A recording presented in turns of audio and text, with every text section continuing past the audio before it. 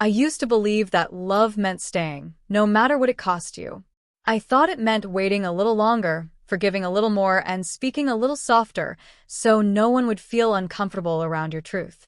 I thought love meant sacrificing yourself quietly, like a candle that melts away just to keep others warm. But I learned, slowly, painfully, that love does not beg. And this is the story of how I learned it. My son Saad was my whole world long before he even knew how to say my name. When he was born, I remember holding him close and whispering promises into his tiny ears. I promised I would always be there, that I would protect him, guide him, and never let him feel alone in this world. And I kept that promise. I raised him with everything I had, my time, my energy, my dreams. There were nights I stayed awake just to make sure he was breathing peacefully. Days I skipped meals so he could have more. Years I shaped my entire life around his happiness. He wasn't just my son. He was my purpose. As he grew older, he became kind, thoughtful, and full of life. He would sit beside me in the kitchen, telling me about his day, asking for my advice, laughing at the smallest things. Sometimes he would just rest his head on my shoulder like he did when he was a child. "Mom," he used to say, "you're my best friend." And I believed him, maybe too much. Time has a quiet way of changing everything. Saad got older. His world grew bigger. His responsibilities increased. I understood that. I even felt proud watching him become the man I always hoped he would be. And then one day, he told me about Sanaa. "She's different, Mom," he said, smiling in a way I had never seen before. "You'll really like her." I smiled back. Because how could I not? If she made him happy, then she was already welcome in my heart. The day I met Sanaa, I tried my best to make her feel at home. I cooked all of Saad's favorite dishes. I made sure everything was perfect. I wanted her to see the love that filled this house, to feel the warmth that had always surrounded him. She was polite, soft-spoken, beautiful, but there was something distant in her eyes. I told myself I was imagining it, because love, I thought, always grows with time. Their wedding was beautiful. I watched my son stand beside her, holding her hand, promising a lifetime together. And while everyone celebrated, I stood quietly in the background, holding onto a strange feeling I couldn't quite name. It wasn't sadness. It wasn't fear. It was something else. Something like knowing that a chapter of my life had just ended. After the wedding, things began to change. Not all at once. Not in a way that anyone else would notice. But I felt it. Saad stopped sitting with me in the evenings. The long conversations disappeared. The laughter grew distant.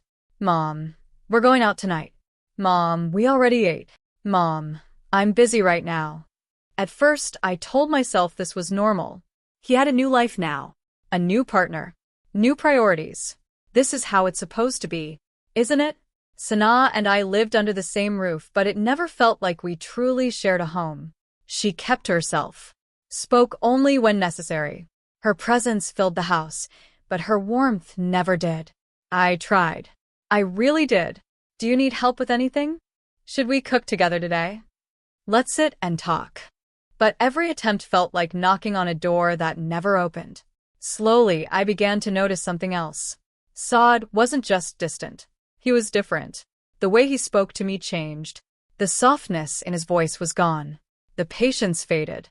The kindness that once came so naturally to him felt forced. Sometimes, I would ask a simple question, and he would respond with irritation. "Mom, why do you always worry so much? Mom, you're overthinking again. Mom, please don't make things complicated." Complicated. That word stayed with me. Was my love complicated? There was a day I remember clearly.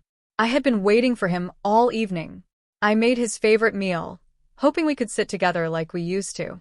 When he finally came home, he barely looked at me. "We already ate," he said. And just like that, he walked past me. The food grew cold on the table. So did something inside me. I started shrinking. Not physically, but emotionally. I spoke less, asked less, expected less, because every expectation felt like a burden to him. And I never wanted to be a burden. But love doesn't disappear easily. Even when it's ignored. Even when it's taken for granted. It stays. Quietly. Hoping. Waiting. There were nights I sat alone in my room, thinking about the past. About the boy who used to hold my hand. About the laughter that once filled our home. About the way he used to look at me, with love, with respect, with warmth. And I would ask myself, where did that boy go? One evening, I gathered the courage to speak. Saad, I said gently, have I done something wrong? He looked at me, surprised. No, Mom. Why would you think that? You've changed, I whispered. You don't talk to me like before. He sighed. Mom, please don't start this again. Everything is fine. You're just overthinking. Overthinking. Again. I nodded, because arguing would only push him further away. Sanaa stood nearby, silent. She didn't say anything, and somehow, her silence spoke louder than words. Days turned into weeks, weeks into months, and the distance between us grew into something I could no longer ignore. I wasn't just losing conversations. I was losing my son. There's a kind of pain that doesn't show on your face. It sits quietly in your chest. It follows you through your day. It keeps you awake at night. That was the kind of pain I carried. But one day, something changed. Not in him. In me. I was sitting alone, looking at an old photograph. It was Saad as a child, smiling widely, his arms wrapped around me. And I realized something. The love in that picture was real. It was pure. It was enough. And it did not beg. I had spent so much time trying to hold on to something that no longer existed. Trying to recreate moments that had already passed. Trying to earn a place in a heart where I once lived freely. And that's when it hit me. Love does not beg. It does not chase. It does not plead. It does not shrink itself to fit into someone else's life. Love stands with dignity. Or it walks away in silence. That day, I made a decision. I would stop asking for his time. Stop waiting for his attention. Stop trying to prove my worth as a mother. Because a mother's love is not something that should be questioned. It should be felt. I didn't stop loving him. That's impossible. But I stopped begging for his love in return. I started focusing on myself. Something I hadn't done in years. I found small joys in simple things. Morning tea, quiet walks, reading books I had once ignored. I reconnected with parts of myself that I had forgotten. The woman I was before I became someone's everything. And slowly, I began to heal. Saad noticed the change. At first, he didn't understand it. Mom, you seem different. I smiled. I'm just at peace. He looked confused, maybe even a little uncomfortable, because he was used to my presence revolving around him. And now, it didn't. Sanaa noticed too, but she said nothing. As always, one evening, Saad came into my room. He sat beside me, just like he used to. For a moment, it felt like time had turned back. Mom, he said softly, have I been distant? I looked at him, really looked at him. And for the first time in a long time, I didn't feel the urge to hold on to him. I don't know, I said gently. Maybe life just changed. He was quiet. I didn't mean to hurt you. I nodded. I know. And I did. Because sometimes, people don't realize the weight of their absence. But I also knew something else now. Understanding someone's behavior does not mean accepting the pain it causes. He reached for my hand, and I let him. But this time, I didn't hold on tightly. Because love is not about holding on at all costs. It's about knowing when to loosen your grip. Our relationship didn't go back to what it was. And maybe it never will. But that's okay. Because I'm no longer trying to live in the past. I still love my son. I always will. But I no longer wait for him to remember my worth. I know it. And that's the difference. Love, real love, does not beg for attention. It does not chase validation. It does not stand at closed doors, asking to be let in. It simply exists. Strong. Quiet. Dignified. And if someone cannot see it, that does not make it any less real. I used to think losing my son's attention meant losing his love. But I was wrong. Sometimes people just forget how to show it. And sometimes you have to remember your own value. even when they forget. So I stopped begging, and I started living, because love does not beg. After that evening, something unspoken settled between us. Not distance, not closeness, something in between. Saad started coming into my room more often. At first it was small things. Mom, do you need anything from the store? Mom, I'll fix that light for you. Simple gestures. Polite. Careful. Like someone trying to rebuild something fragile without knowing where to begin. I noticed the effort, but I didn't rush to meet it. Not because I didn't want to, but because I had finally learned something important. Not every bridge needs to be rebuilt immediately. Some need time. Some need space. And some need to be rebuilt differently. Sana remained the same. Quiet. Distant. Respectful. But never warm. There were moments I caught her watching me, as if trying to understand the change in me. I wasn't trying anymore. Not to impress her. Not to win her over. Not to fit into her idea of what a mother-in-law should be. And maybe that unsettled her. Because people often get comfortable when you are the one adjusting. When you stop, they notice. One afternoon I was sitting by the window, reading. Sana walked in. She hesitated, then sat down across from me. It was unusual. She rarely initiated conversation. You've changed, she said quietly. I looked up calm. Have I? She nodded. You don't interfere anymore. Interfere. The word didn't hurt this time. It just passed through me. I realized something, I said. Not everything needs my involvement. She studied my face, searching for something. Maybe guilt, maybe regret, but there was none. Only peace. I thought, she began, then stopped. What did you think? I asked gently. That you didn't like me. I smiled faintly. It was never about liking or not liking, I said. It was about finding my place. And now, I've stopped looking for one. She didn't respond, but something shifted in her expression. Not warmth, but understanding, maybe for the first time. That evening, Saad came home earlier than usual. We all sat at the dinner table. Together. It had been a long time. There was an awkward silence at first. The kind that fills a room when people don't know how to return to something they once had. Then Saad cleared his throat. Mom, he said, this reminds me of before. Before. A simple word, but heavy with meaning. Yes, I said softly. It does. He looked at me, almost as if waiting for me to say more. To reopen old doors.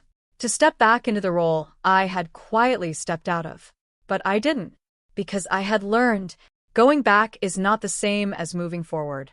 Mom, he said again, I miss how things used to be. I met his eyes. So do I replied. And that was the truth. But missing something doesn't mean you can live in it again. Sana watched us quietly, observing, listening.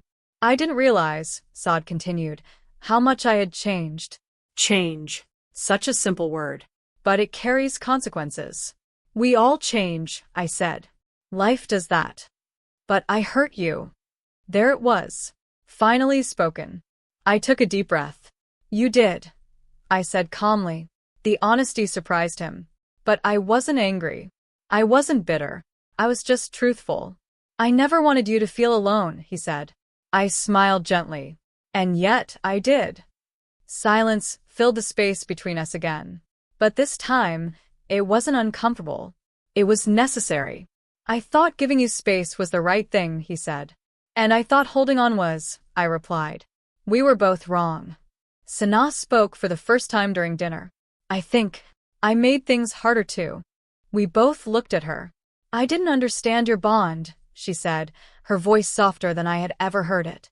And instead of trying to be part of it, I pulled him away. I didn't expect that. Not from her. I wasn't trying to replace you, she added quickly. But I didn't know how to share him either. Her honesty hung in the air. Raw. Real. For a moment, I saw her differently. Not as someone distant, but as someone unsure. Love isn't something you take from someone else, I said quietly. It's something you grow with them. She nodded slowly, as if absorbing every word. That night didn't fix everything. It didn't magically bring us back to who we were. But it did something more important. It opened a door, not to the past, but to a new beginning. Days passed, and something gentle began to grow. Not the old closeness, but a new understanding. Saad started sitting with me again. Not every day, but sometimes. And that was enough. Sanaa began joining me in the kitchen occasionally. At first, just watching, then helping, then talking. Small conversations, careful words, but real. And I stayed the same. Calm. Present, but no longer reaching beyond what was given. Because I had learned the difference between love and longing. Love gives freely. Longing begs. One afternoon, Saad said something that stayed with me. Mom, I think I took your love for granted because it was always there. I smiled. That's the thing about a mother's love, I said. It feels permanent. But that doesn't mean it should be ignored. He nodded. And this time I believed he understood. Life didn't become perfect. There were still moments of distance. Still days when silence returned. Still times when old habits tried to creep back in.